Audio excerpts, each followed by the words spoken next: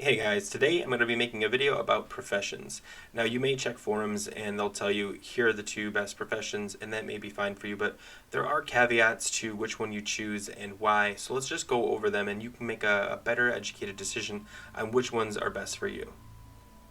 Okay, engineering, there's quite a bit here, so I'm going to go pretty quickly through everything. So Goblin Rocket Launcher, no much poultry hazard. You have to choose one based on your specialization. They're both pretty equal, 45 stamina, and they've got some sort of on-use ability.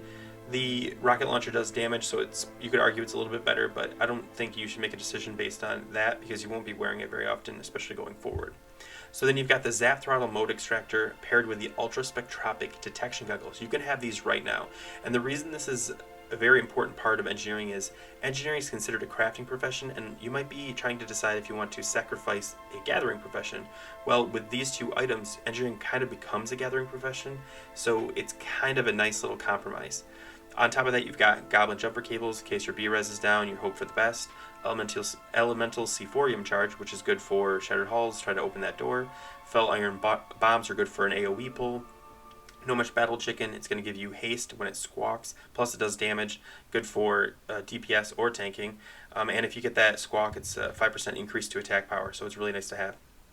Super Sapper Charges, I don't really use as a bear, but there are some scenarios where maybe you could try to use them. I personally don't, but hey, it's still a really handy thing to have, and it's on the list.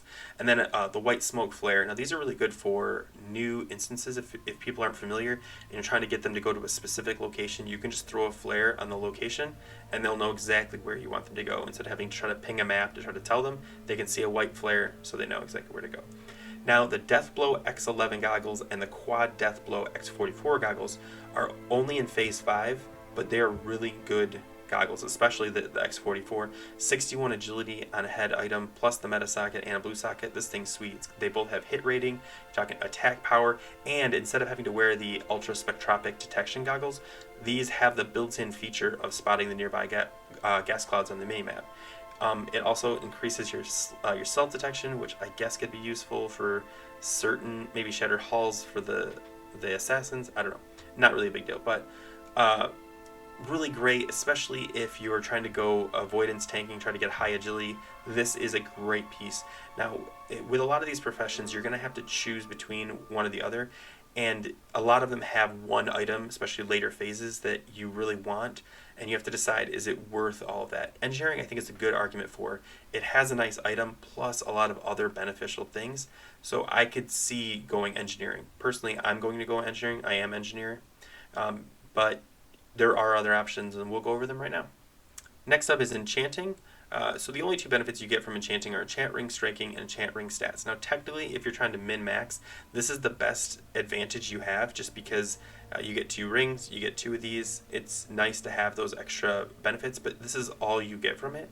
Now if you're trying to min-max, you're probably going to go enchanting just because you're trying to min-max, you want the best possible choices. However, because it's only these 2 things, you could argue that it's not good enough to dedicate a whole profession to it. Personally, I won't be going enchanting, but a lot of bears will have enchanting just for these ring enchants. But that's pretty much it for enchanting. Jewel crafting kind of reminds me a lot of enchanting. There's not a lot of upfront uniqueness, however you do get these 6, there's actually more than 6, but some of them just don't matter to bears, these special gems that you can personally use. They're bind when pick up, and they're unique equipped, so you can only have one of each of them.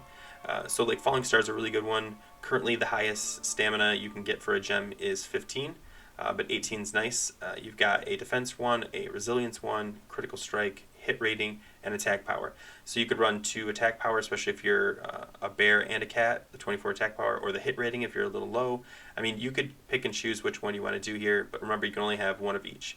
Now the other reason you might want to go jewel crafting, other than the unique gems, is the Hardcorium Choker. Now this doesn't come out until Phase 5, but 42 stamina, it's got haste rating, it's got your attacks ignore 150 your opponent's armor, and it has an attack power of 58. This is a really nice ring, arguably one of the best in the game, but you do have to have jewel crafting for it, so you have to decide if this is good enough to get jewel crafting. This might be something where you wait to switch to jewel crafting until Phase 5 just for this neck, but again, we kind of went over earlier that engineering also has a helm, which is phase 5, that you have to decide whether you want engineering for.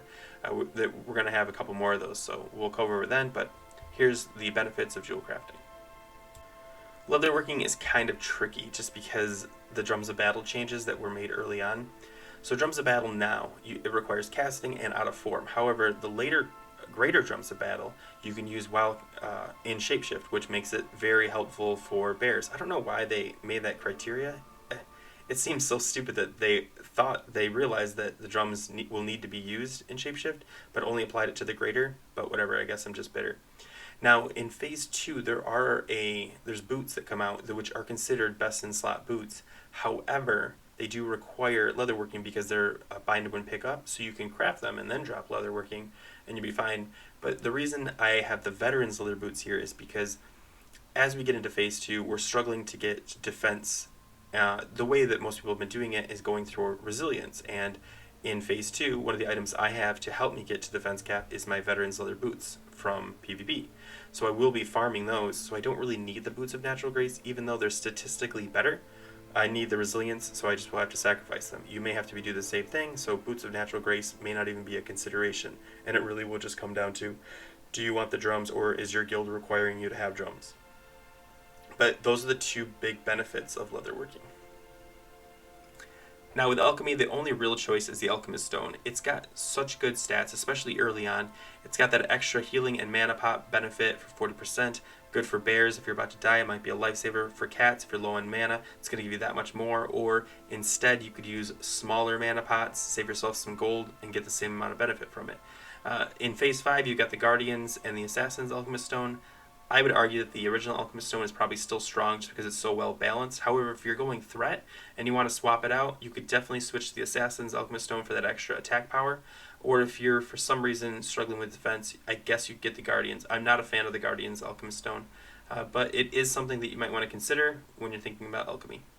Last but not least, skinning and herbalism. Specifically herbalism. Skinning is good too, but you have to kill stuff in order to skin it, so it's not as beneficial. But if you've ever been to Nagrand, you'll know that people don't skin. They've got dead mobs everywhere that you can just go around and skin, and it helps. Herbalism is really handy because you don't even pop out of form, skinning too, but like herbalism especially, because if there's a mob standing next to your herb that you don't want to deal with fighting, you can fly down, herb it, and then take off. And that's it. You don't have to, worry about getting knocked out of flying form and then run away. You're already still in flight form. It's very handy, especially if you're trying to make some extra gold. I know a lot of people are going to be running druid alts just for this feature, especially once you get epic flying when it's so fast. Right now, flying in druid flight form is tedious, especially if you have epic flying. Comparing the two, it's frustrating, but once epic flying comes out, it's such a game changer.